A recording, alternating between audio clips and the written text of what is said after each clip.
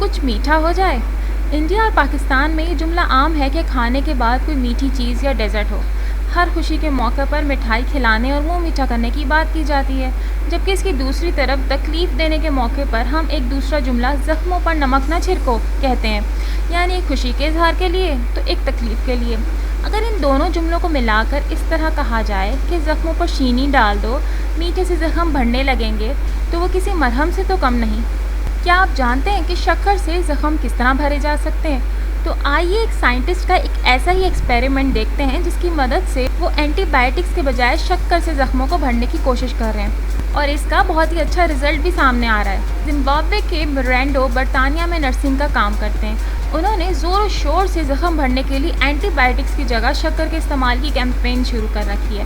مرینڈو کا بچپن کافی غریبی اور دکھ کی کہانی ہے۔ ان کو جب دوڑنے یا کھیلنے کے دوران چوٹ لگتی تھی تو ان کے والد ان کے زخموں پر نمک ڈال دیتے تھے، لیکن جب ان کے پاس پیسے ہوتے تھے تو وہ نمک کے بجائے زخم پر شکر ڈال دیا کرتے تھے، اور مرینڈو کو اب بھی یاد ہے کہ چینی ڈالنے سے زخم جلدی بھر جایا کرتے تھے۔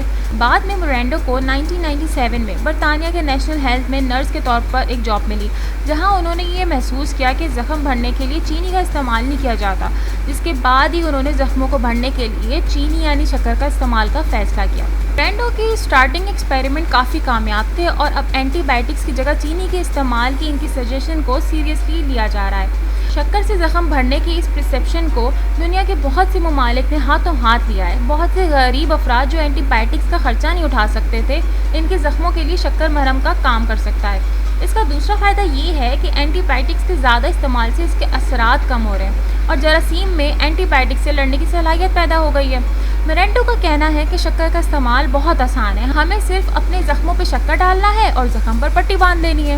اصل میں ہوتا کیا ہے کہ شکر کے دانے زخموں میں موجود نمی کو جذب کر لیتے ہیں، جس سے بیکٹیریا پیدا ہو جاتے ہیں۔ بیکٹیریا کی موجودگی میں زخم جلدی بھر جاتے ہیں۔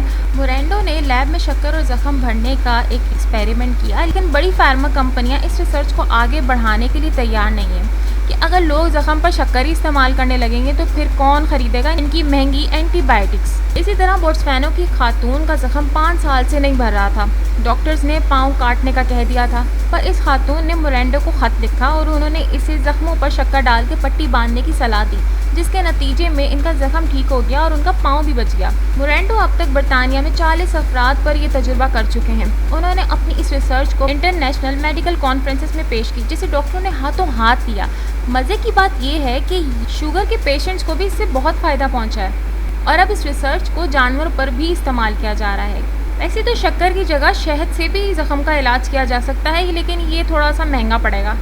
دوسری طرف برطانوی سائنسدان شیلا میک نیل ذرا الگ قسم کی تحقیق کر رہی ہیں۔ وہ کہتی ہیں کہ قدرتی طریقے سے بنے شکر سے ہمارے جسم کی خلیات میں اضافہ بھی کیا جا سکتا ہے، کیونکہ شکر کی موجودگی میں جسم کا فروغ تیز ہو جاتا ہے۔ لیکن شیلا جی جس قدرتی شکر کی بات کر رہی ہیں نا، وہ ہمارا جسم خود بناتا ہے، اور اسے لیب میں تیار کرنے کی صلاحیت ابھی تک انسانوں میں آئی نہیں۔